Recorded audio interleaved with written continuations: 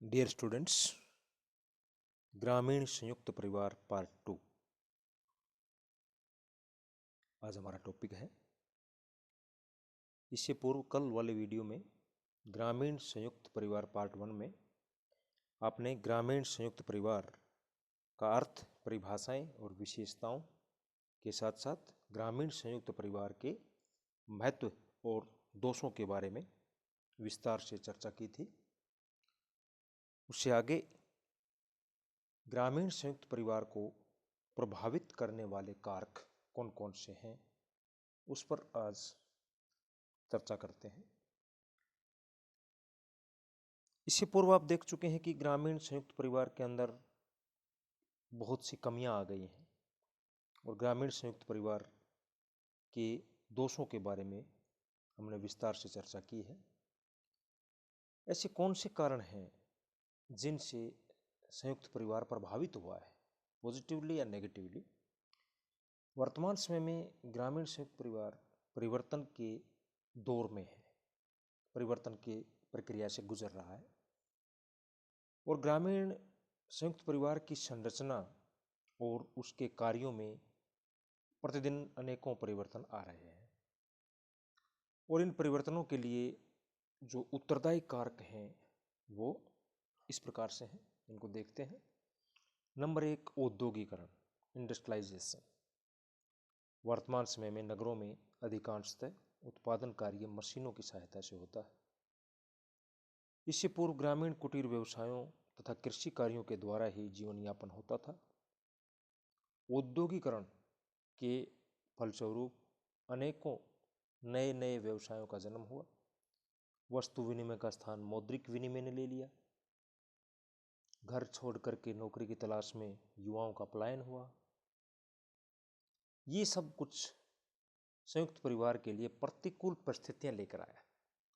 ये जो कारण हैं औद्योगिकरण के जो परिणाम स्वरूप पैदा हुए हैं, उनसे क्या हुआ, संयुक्त परिवार प्रभावित हुआ। संयुक्त परिवार के लिए परिस्थितियां अनुकूल तो हुई नहीं, प्रतिकूल हुई।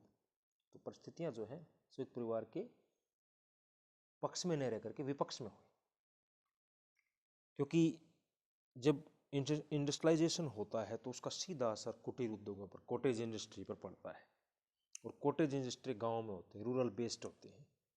छोटी पूंजी में, थोड़ी पूंजी में, छोटे उद्यम में इस्टेब्लिश कर ली जाती हैं और व्यापक रूप से जब औद्योगिकरण होता है तो उसका सीधा प्रभाव छोटे और कुटीर उद्योगों पर पड़ता है। गांव की आत्मनिर्भरता खत्म होती है, रोजगारों पर पड़ता है, वहाँ के बाजार पर पड़ता है, वहाँ की अर्थव्यवस्था पर पड़ता है। अंततः जो आधारभूत सामाजिक संस्था है भारत के गांवों की, संयुक्त परिवार, वो भी इफेक्टेड होती है। औद्योगिकरण एक प्रमुख कारक है। दूसरा कारक है नगरीकरण। औद्योगिकरण ने नगरीकरण को जन्म दिया। कैसे? जहाँ जहाँ उद्योग धंधे स्थापित होते हैं, फैक्ट्री कारखाने लगते हैं, वहाँ पर धीरे धीरे जो है नगर बस जाते हैं, कस्बे बस जाते हैं, क्योंकि लोग काम की तलाश में जाते हैं। श्रमिकों की बस्ती बस जाती है एक तरह से, मिल मालिकों के क्वार्टर्स और उनके बंगले और एक तरह से सब सुविधाएं आ जाती हैं। एजुकेशनल सेंटर खुल जाते हैं, प्रोफेशनल सेंटर खुल जाते हैं। धीरे धीरे जो कस्बे नगर नगर महानगरों में तब्दील हो जाते हैं। तो ये पूरी जो प्रक्रिया होती है उसके से कहीं न कहीं गांव और गांव के अंदर भी सबसे ज़्यादा ज्वाइंट फैमिली प्रभावित होता है। और औद्योगिकरण के परिणाम स्वरूप पैदा होने वाली जो प्रक्रिया नगरीकरण है, उसमें जो शहरों के जो विचार, मूल्य, आदर्श प्रतिमान होते हैं वो गांवों से सर्वथा भिन्न होते हैं, बिल्कुल अलग होते हैं और वहाँ जो संयुक्त परिवार के अंदर विघटन की परिस्थितियाँ पैदा करने के लिए काफ़ी होते हैं। तीसरा जो कारक है वो है पाश्चात्य शिक्षा एवं संस्कृति। पाश्चात्य शिक्षा और संस्कृति से व्यक्तिवाद और स्वतंत्रता को बढ़ावा मिलता है, क्योंकि उसके अंतर्गत आप लिबर्टी को, इंडिविजुअल लिबर्टी, इंडिविजुअलिज्म, जो कट्टर व्यक्तिवाद है, उन चीज़ों को, उन प्रवृत्तियों को बढ़ावा मिलता है पाश्चात्य शिक्षा में। मुखिया की सत्ता टूटने लगती है, परिवार के ऊपर जो है उनके सदस्यों के ऊपर जो नियंत्रण शिथिल हो जाता है, स्त्री पुरुष समानता का मुद्दा उठ जाता है, क्रांति की चीज़ें आ जाते हैं, विरोध के स्वर उठ जाते हैं। ये सारे की सारी चीज़ें जो हैं संयुक्त परिवार के लिए प्रतिकूल होती हैं। नेक्स्ट है कानूनों का प्रभाव। हिंदू विवाह अधिनियम 1955, उत्तराधिकार अधिनियम 1956, दहेज निरोधक अधिनियम 1961 जैसे अनेक ऐसे अधिनियम हैं, कई ऐसे सामाजिक और कानूनी प्रावधान हुए जिनकी वजह से संयुक्त परिवार प्रभावित हुआ और संयुक्त परिवार का प्रभाव भारतीय सामाजिक व्यवस्था में शिथिल होता गया, पकड़ ढीली होती गई। यातायात और संचार के नवीन साधन, means of transport and communication की वजह से क्या हुआ, लोगों में जागरूकता बढ़ी, लोगों से आने जाने से आपस में मेल मिलाप बढ़ा, जागरूकता आई, प्रेरित हुए लोग और गांव छोड़ करके सरलता से शहरों की तरफ भागने लगे। शिक्षा के लिए, रोजगार के लिए या अन्य कारकों से जो लोग गए हैं वो यातायात और संचार के उन्नत साधनों की वजह से गए। पारिवारिक झगड़े बहुत बड़ा कारण है। आए दिन सास बहू के झगड़े, भाइयों में झगड़े, संपत्ति को लेकर के झगड़े बंटवारे होते हैं, तो उससे सदस्य जो है अलग थलग हो जाते हैं और शांति की तलाश में, सकून की तलाश में कि यह माहौल अच्छा नहीं रहा, आपस में बैर विरोध बढ़ रहा है, तो भाइयों के परिवार टूट टूट करके कई भागों में बढ़ जाते हैं, एकाकी परिवार अपना अपना शहर में जाकर के बना लेते हैं। नेक्स्ट पॉइंट है जनसंख्या में वृद्धि। बढ़ी हुई जनसंख्या के लिए गांव में रोजी रोटी के पर्याप्त अवसर नहीं होने से लोगों को गांव छोड़ करके शहरों में भागना पड़ता है और परिणाम स्वरूप ग्रामीण संयुक्त परिवार टूटने लगते हैं। ग्रामीण संयुक्त परिवारों की बड़ी त्रासदी ये है कि आवास की समस्या हो जाती है, प्राइवेसी की समस्या हो जाती है। शिक्षित युवा जो है जो शहर में चला जाता है फिर वो वापस गांव में एडजस्ट नहीं हो पाता है और एक तरह से वो अपने आप को कहीं कुंठित महसूस करता है, तो अलग अपनी दुनिया बसाना चाहता है और अलग से अपना व्यक्तिगत स्वतंत्रता और अपने व्यक्तिगत जो कहते हैं इंडिविजुअल स्पेस की स्पेस चाहिए उसको, और अपनी आइडेंटिटी, अपनी व्यक्तिगत, अपनी स्वतंत्र पहचान, एक अलग पहचान, आज़ाद, तो उस तरह से वो बंधनों से निकल भागता है और संयुक्त परिवार इस तरह से लगातार टूटते जाते हैं। अनेकों ऐसे कारण हैं, कानून है, पश्चिमी सभ्यता है, संस्कृति है, यातायात संचार के साधन है, नगरीकरण है, औद्योगिकरण है, पारिवारिक झगड़े हैं, द्वेष कलह का वातावरण है और जनसंख्या में वृद्धि भी एक बड़ा फैक्टर इसके अंदर काउंट होता है। नेक्स्ट है व्यक्तिवादिता। सामूहिकता की भावना संयुक्त परिवार में खत्म होती जा रही है। गांव में वर्तमान जो उत्तर औद्योगिक का समाज है या जिसको कह सकते हैं मॉडर्निटी की वजह से जो है सामूहिकता की भावना खत्म होती जाती है, व्यक्तिवादी प्रवृत्तियां बढ़ती जाती हैं और ये व्यक्तिवादिता जो है वो अपने मूल स्वरूप में ही उसकी भावना ही संयुक्त परिवार के प्रतिकूल होती है। संयुक्त परिवार के कार्यों का ह्रास, दिन प्रतिदिन संयुक्त परिवार की भूमिकाओं में परिवर्तन आ रहा है और बहुत सी ऐसी संस्थाएं हो गई हैं जिन्होंने संयुक्त परिवार का स्थान ले लिया है। संयुक्त परिवार कभी जो कार्य करते थे, संयुक्त परिवार जो कभी भूमिकाएं निभाते थे, बच्चों के पालन पोषण को लेकर के, उनकी शिक्षा को लेकर के और अलग तरह की जो परस्पर सेवा को लेकर के, वो अब कुछ दूसरे संगठन और दूसरे समूह समितियों के द्वारा परफॉर्म किए जाने लगे, जैसे hotel, क्रैच, play school, laundry, club, मातृत्व गृह, शिशु गृह, शिक्षण संस्थाएं, अनाथालय, वृद्धाश्रम, ये जितने भी संगठन और संस्थाएं हैं इन्होंने कहीं न कहीं संयुक्त परिवार के कार्यों में सेंध लगाई। संयुक्त परिवार के जो कार्य होते थे, वृद्धों की देखभाल, वृद्धाश्रम होने लगे। संयुक्त परिवार का जो कार्य होता था सबसे बड़ा कामकाजी महिलाओं के बच्चों का पालन पोषण जो है उसकी देख रेख, वो अब आजकल क्रेच में होने लग गया, वो आजकल प्ले स्कूल के अंदर होने लग गया। लोग 2.5 साल के 3 साल के 3.5 साल के बच्चे को नर्सरी के अंदर और क्रेच के अंदर, प्ले स्कूल के अंदर छोड़ने लगे, मजबूरी हो गई उनकी, क्योंकि उनका फैमिली नाभिक के न्यूक्लियर फैमिली है, नाभिक की केंद्रक परिवार है और देख रेख करने वाला कोई है नहीं, संयुक्त परिवार टूट रहे हैं। जो कार्य संयुक्त परिवारों में होते थे वो कार्य अलग संस्थाओं के द्वारा, अलग संगठनों के द्वारा किए जाने लगे हैं आधुनिक समाज में, इसलिए संयुक्त परिवार जो है टूट रहे हैं। तो ये प्रमुख प्रमुख कारक थे जो हमने देखे हैं।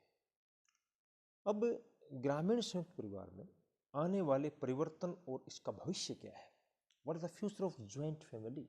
द क्वेश्चन अराइज, मतलब प्रश्न उठता है कि ज्वाइंट फैमिली का भविष्य क्या है। ग्रामीण संयुक्त परिवार को अनेक शक्तियों ने प्रभावित किया है। हमने इसके पॉजिटिव एस्पेक्ट को भी देखा, हमने इसके नेगेटिव एस्पेक्ट को भी देखा। इसके परिणाम स्वरूप ज्वाइंट फैमिली के कार्यों और संरचना में परिवर्तन आए हैं और अनेकों स्थान पर केंद्रक परिवारों की संख्या बढ़ रही है, बढ़ने लगी है ना। आजकल संयुक्त परिवार से अलग होने तथा अलग से घर बसाकर रहने की जो प्रवृत्ति है वो प्रबल है। विशेष रूप से युवाओं में, शिक्षित युवा रोजगार की तलाश में शहर जाते हैं और वहीं के होकर के रह जाते हैं, अपना परिवार अलग बसा लेते हैं।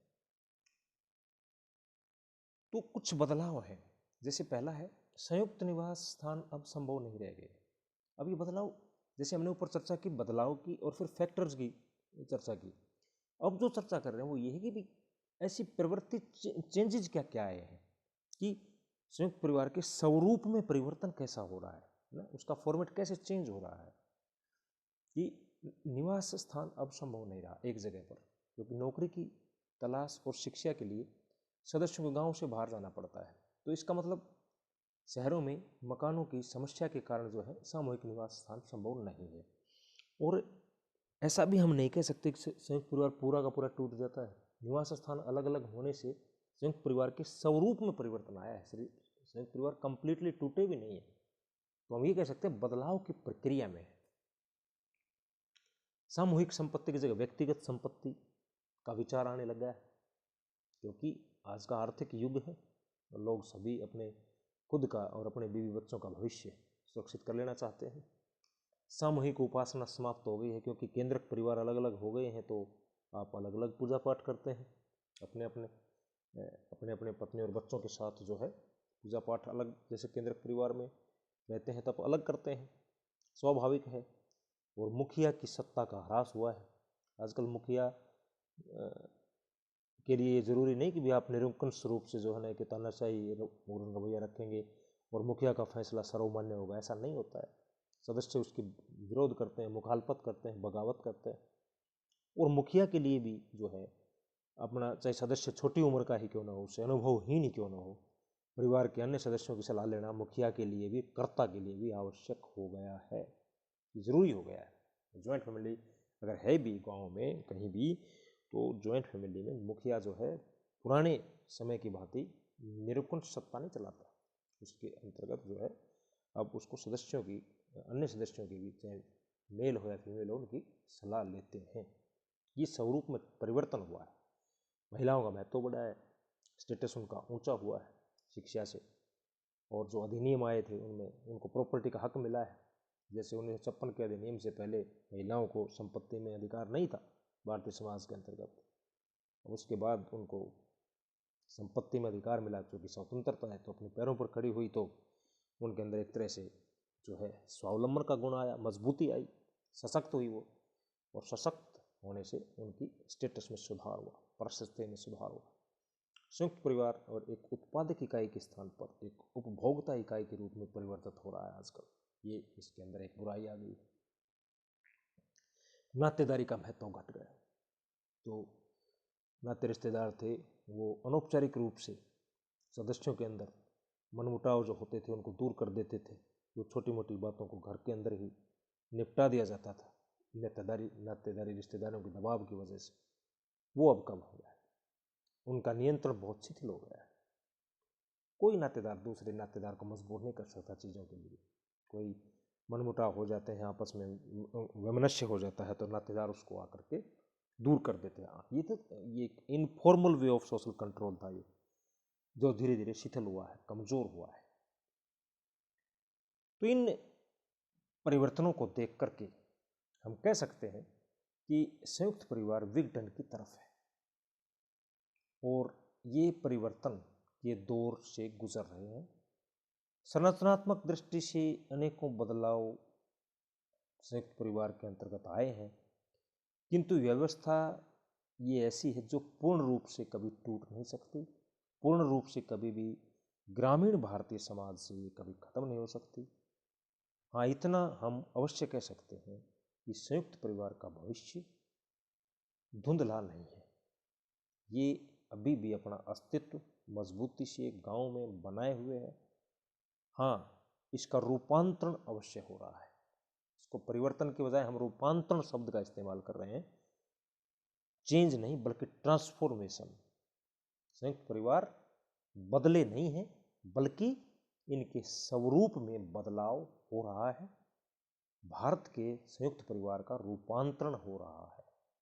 Thank you.